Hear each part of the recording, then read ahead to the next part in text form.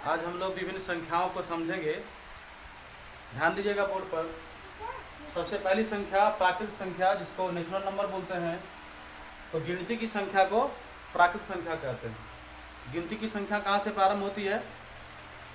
एक से प्रारंभ होती है। 1 2 3 4, एक से लेकर के अनंत तक सभी संख्याएं क्या है? प्राकृत संख्या है। ठीक है। तो क्या 6 एक प्राकृत संख्या है? 6 एक प्राकृत संख्या है ना? 10, 12, 5000, 10,000, ये सभी प्राकृत संख्याएं हैं। अगला होता है पूर्ण संख्या। पूर्ण संख्या क्या, जिसको होल नंबर बोलते हैं। तो शून्य और गिनती की संख्या को पूर्ण संख्या कहते हैं। सबसे छोटी पूर्ण संख्या शून्य होती है, यानी पूर्ण संख्या शून्य से शुरू करके 1 2 3 4 5 6 अनंत तक। तो इन सभी संख्याओं को हम पूर्ण संख्या कहते हैं। अर्थात यह कह सकते हैं कि सभी प्राकृत संख्याएं पूर्ण संख्या भी होती है, क्योंकि पूर्ण संख्या के परिवार में 1 2 3 4 5 6 7 शामिल है।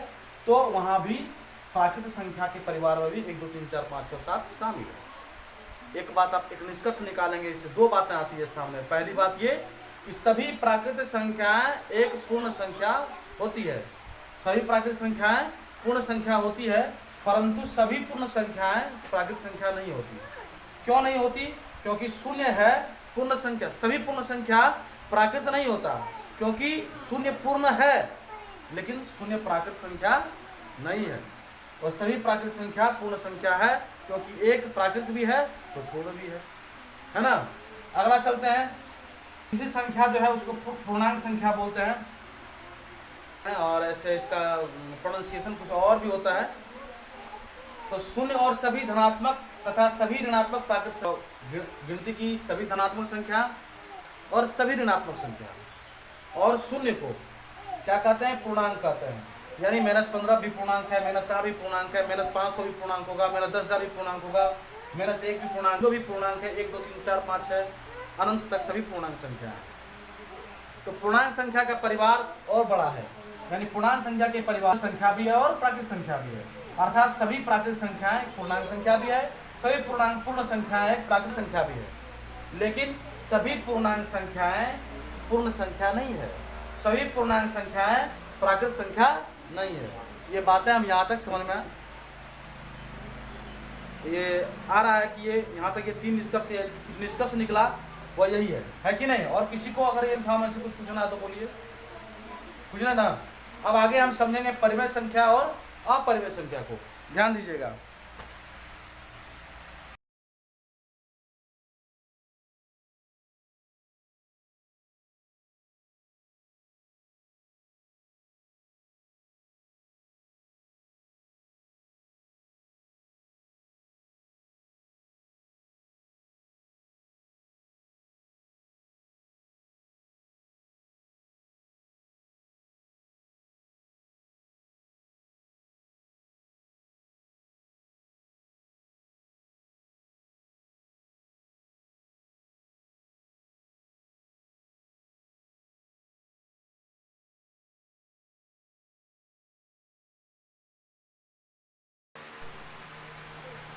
ध्यान दीजिएगा।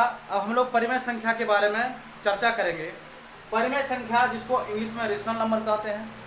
परिमेय संख्या का परिवार उन तीनों संख्याओं से बड़ा है, प्राकृतिक, पूर्ण और पूर्णांक से। परिमेय संख्या ऐसी संख्या को कहते हैं जो P/Q के रूप में हो, अर्थात जो जैसी संख्या जो P/Q के रूप में, यानी बटे में हो। P/Q क्या है भैया?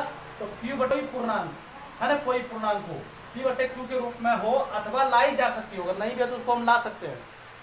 P और Q क्या है? तो P और Q कोई पूर्णांक है, और Q जो यानी नीचे वाला, जिसको हर कहते हैं, अगर हर 0 हो गया तो वह परिमेय संख्या नहीं होता है। तो इसका उदाहरण क्या दिया? 4/5 परिमेय संख्या है, क्योंकि ऊपर भी पूर्णांक है नीचे भी पूर्णांक है। -3/2, -3 भी पूर्णांक, 2 भी पूर्णांक, -1/2, -1 भी पूर्णांक, 2 भी पूर्णांक। 0 एक परिमेय संख्या है, हाँ, क्योंकि 0 को 0/1 लिख सकते हैं, 0/2 लिख सकते हैं, है ना? उसका मान तो 0 ही रहता है। 5 एक परिमेय संख्या है, क्योंकि 5 को 5/1 लिख सकते हैं, है कि नहीं? P/Q के रूप में लिखे ना। -2/5 एक परिमेय संख्या है, क्योंकि अगर इसका दशमलव हम हटाएंगे तो क्या आएगा नीचे? 10। 25/10 हुआ, परिमेय संख्या है, P/Q के रूप में हुआ। इसका भी दशमलव हटाएंगे क्या होगा? 10। -32/10 परिमेय संख्या है। इसका भी अगर हम दशमलव और रेखनी दोनों को हटाएंगे, जानते हैं इसको रेखनी हटाते हैं क्या होता है, अगर एक रेखनी है तो एक 9 आएगा, है ना, और क्या आएगा, और जिस पर एक नहीं होता उसको घटाते हैं, यानी कि 30/9, है ना, यानी कि यह भी क्या है, इसको भी परिमेय संख्या के रूप में हम लिखिए, p/q के रूप में लिखिए, यानी यह भी एक परिमेय संख्या है। तो 0/1 एक परिमेय संख्या है, क्या 1/0 एक परिमेय संख्या है, आप लोग बताइए, नहीं, क्यों, हाँ क्योंकि हर जीरो है, और हर जीरो नहीं होना चाहिए ना, परिमेय संख्या का क्या है लक्षण, ये भैया अगर जीरो नीचे, हर अगर जीरो हो तो परिमेय संख्या नहीं हो सकता, यह परिमेय संख्या नहीं है, बाकी सभी परिमेय संख्या है। तो परिमेय संख्या का परिवार उन तीनों संख्याओं से बड़ा है, प्राकृत, पूर्ण और पूर्णांक से।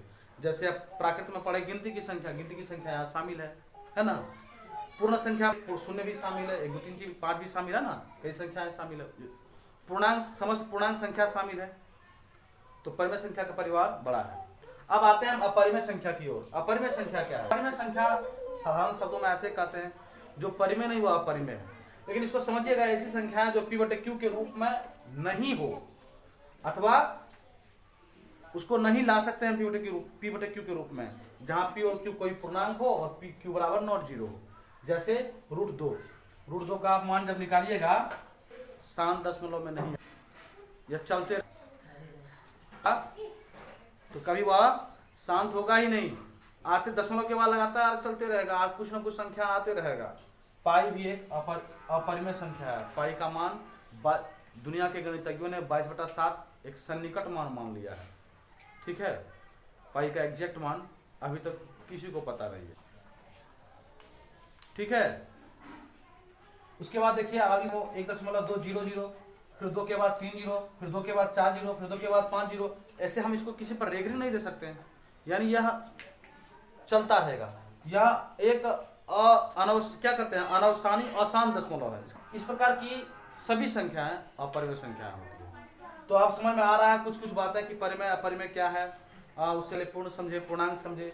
अब एक अंतिम संख्या जो ये पूरा परिवार, जिस पूरे परिवार को हम समझ रहे थे, यह वास्तविक संख्या है, रियल नंबर है, यानी यह संख्या और सभी अपरिमेय संख्या को वास्तविक संख्या कहते हैं, और इसका सदैव धनात्मक होता है, मतलब इसका जब स्क्वायर करेंगे तो एक धनात्मक संख्या आएगा, ऋणात्मक संख्या नहीं आएगा। इस प्रकार से हम आशा करते हैं कि आप इन सभी आज के क्लास की सभी संख्याएं आप समझ गए, है कि नहीं, समझ गए ना, समझ गए ना, कोई डाउट है?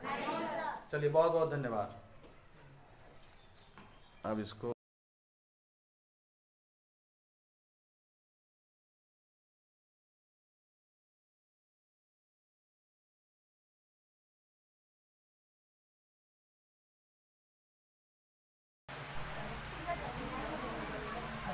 अब हम सम संख्या को समझेंगे, ध्यान दीजिएगा, इसे इवन नंबर बोलते हैं।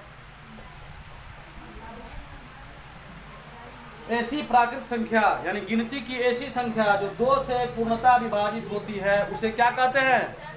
सम संख्या कहते हैं। अब देखिए 2 से 1 में भाग देंगे भैया तो 2 से लगेगा नहीं, ना लगेगा। 2 में भाग देंगे तो क्या लगेगा? लगेगा, हाँ लग जाएगा। 2 से एक बार में लग जाएगा पूरा पूरी, और कट करके क्या आ जाएगा? शेषफल 0 आ जाएगा।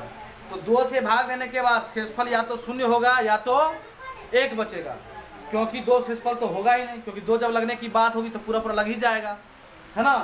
तो या तो शेषफल 0 या तो 1 रहेगा। जब शेषफल 0 हो जाए तो वह सम संख्या, अगर शेषफल 1 रहे तो वह विषम संख्या, जिसको ओड नंबर बोलते हैं। ऐसी प्राकृत संख्या जो 2 से पूर्णतः विभाजित नहीं हो, अर्थात उसमें शेषफल 1 बच जाए, उसको क्या कहते हैं? विषम संख्या कहते हैं। जैसे 1 3 5 7 9, ठीक है। अब आगे आता है भाज्य संख्या, डिविजिबल नंबर क्या होता है? ऐसी पूर्ण संख्या जिसका एक और स्वयं के अलावा अन्य भी गुणनखंड हो, एक और स्वयं के अलावा अन्य भी गुणनखंड हो, उसको क्या कहते हैं? भाज्य संख्या कहते हैं, डिविजिबल नंबर। जैसे 4 6 8, इन सभी संख्याओं का एक के अलावा, एक और स्वयं के अलावा और भी गुणनखंड होते हैं। जैसे एक और स्वयं का कहने का अर्थ है यह एक से भी लगता और स्वयं से भी लगता और इसके अन्य भी गुणनखंड होते हैं। नेक्स्ट आता है अभाज्य संख्याएं। अभाज्य संख्या समझिएगा, अभाज्य संख्या को समझाते हैं हम।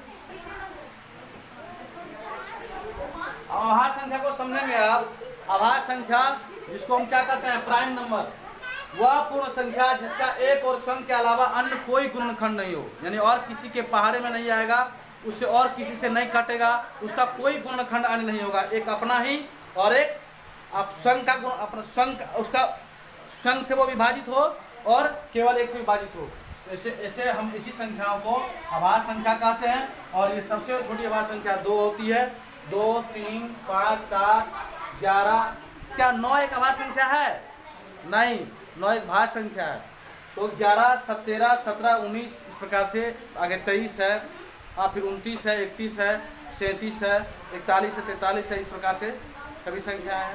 तो अब तक हमको जो समझ में आ रहा है वह यह है कि एक निष्कर्ष जो आप लोग अभी देखे होंगे, ध्यान दीजिएगा।